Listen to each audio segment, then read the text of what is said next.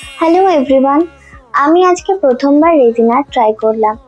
এই রেজিন কিটটার মধ্যে raisin, hardener, mixing এর জন্য কাগজের কাপ, স্টিক, গ্লাভস আর শুকনো ফুল ছিল। এটা 2:1 রেশিওর রেজিন কিট, তাই আমি ওষুধের ঢাকনায় মেপে 20 ml রেজিন আর 10 ml হার্ডেনার মিক্স করেছিলাম। তবে ওয়েট স্কেল থাকলে মাপটা অ্যাকুরেট হবে। আমি 2 থেকে 3 মিনিট এটাকে মিক্স করে নিয়েছিলাম যাতে বাবলস না থাকে। রেজিন আর্ট ট্রাই করার ইচ্ছে থাকলেও সেটা এতদিন করে উঠতে পারিনি, কারণ আমার কাছে রেজিন কিটও ছিল না।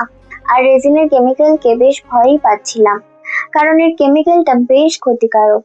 তবে রেজিন আর্ট করার সময় আমি মাস্ক, চশমা আর গ্লাভস ইউজ করেছিলাম। আর আপনাদেরও বলবো without protection resin art try না করতে। প্রথমে মিক্সিং এর একটা লেয়ার দিয়ে সেটাকে ভালো করে স্প্রেড করে নিয়েছিলাম।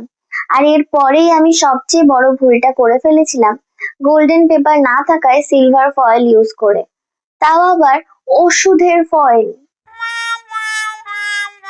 যাই হোক, এরপর বাকি রেজিনটা দিয়ে আমি 24 ঘন্টার বেশি সময় এটাকে ড্রাই হওয়ার জন্য রেখে দিয়েছিলাম। 24 ঘন্টা পর এটাকে ডিমোল্ড করার সময়ও মনে হচ্ছিল পুরোপুরি হার্ড হয়নি। ভেবেছিলাম ওয়েট স্কেলে না মেপে মিক্সিং করায় হার্ডেনার কম হয়ে গেছে হয়তো। আপনারা দেখতেই পাচ্ছেন ফুলের পাপড়িগুলো বেশ ডিসকালার্ড লাগছে। আসলে এই শুকনো ফুলগুলো আমার কাছে অনেকদিন ধরেই ছিল, তাই এরকম লাগছে। ডিমোল্ড করার পরে আমি আরো বড় একটা ভুল করে ফেলেছিলাম। ডিমোল্ড করে ভিডিওতে ভালো করে দেখিয়ে আমি এটাকে এভাবেই দেয়ালের গায়ে হেলান দিয়ে টেবিলের উপর রেখে দিয়েছিলাম। ভেবেছিলাম এটা আর হার্ড হবে না। কিছুক্ষণ পর দেখলাম এটা হার্ড হয়ে বেঁকে গেছে কিছুটা।